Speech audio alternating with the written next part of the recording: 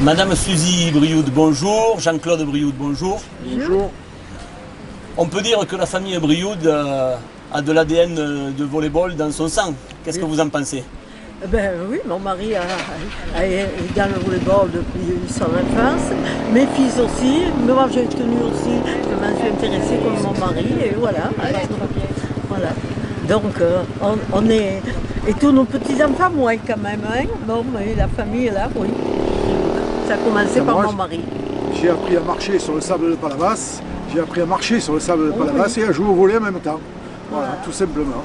Pendant les vacances scolaires. Hein. D'accord, avec votre papa, votre maman et toute la famille. Oui, et tous les copains. D'accord. Vous qui avez été les témoins un petit peu de l'évolution du volleyball de plage ici sur cette plage, racontez-moi comment elle est devenue le berceau du volleyball français. Ben parce que d'abord, tous les joueurs qui jouaient ici sur la plage, ils ont commencé à penser qu'ils pourraient, c'était des joueurs de très haut niveau déjà, sans avoir un entraînement qu'on a maintenant. Et puis, ils ont pensé qu'ils pouvaient aussi, puisqu'ils s'étaient montré un mouvement national qui pouvait jouer au volleyball dans l'hiver sur le dur et faire un championnat. Donc on peut dire qu'ils ont créé tous le MUC qui est actuellement le Montpellier Universitaire. Ce sont des joueurs qui sont venus de la plage de Palavas, des coquilles. Donc Jean-Claude, en fait, si je comprends bien, c'est le volleyball de plage qui a amené le volleyball en salle à Montpellier plutôt que l'inverse, c'est bien ça? Oui, absolument. C'est des joueurs du dimanche venus de Montpellier, quand j'ai dit dimanche, c'était aussi tous les jours, venus de Montpellier, qui jouaient sur le sable et qui ensuite, sous l'impulsion d'André Dulon, a créé la section volley du MUC. Et ils sont devenus ensuite champions de France en 1947. J'ajoute les filles aussi. D'accord. Et racontez-nous comment ça se passait sur cette plage. Il fallait être costaud pour jouer, il y avait des différences de niveau? Oh, bien entendu, il y avait des différences. Mais monsieur Dulon, là, dont parle Jean-Claude, il aimait avoir des bons joueurs avec lui. Alors c'est lui qui choisissait ses joueurs. Et puis l'équipe adverse, mais comme ils étaient assez nombreux, ils étaient tous bons, plus ou moins, voilà. Et puis ils ont incorporé l'équipe de filles, nous faisaient jouer avec lui, et puis on jouait à côté aussi. Mais ils jouaient, et puis il fallait gagner, quoi, voilà. Et même, je me souviens très bien que dans les années 50, il y avait les joueurs de 7 qui venaient aussi. Ouais. Et là, c'était pas la guerre, mais presque, hein, au sens sable du terme. Hein. Voilà. D'accord. Et à ce sujet, est-ce que vous auriez quelques petites anecdotes à nous raconter?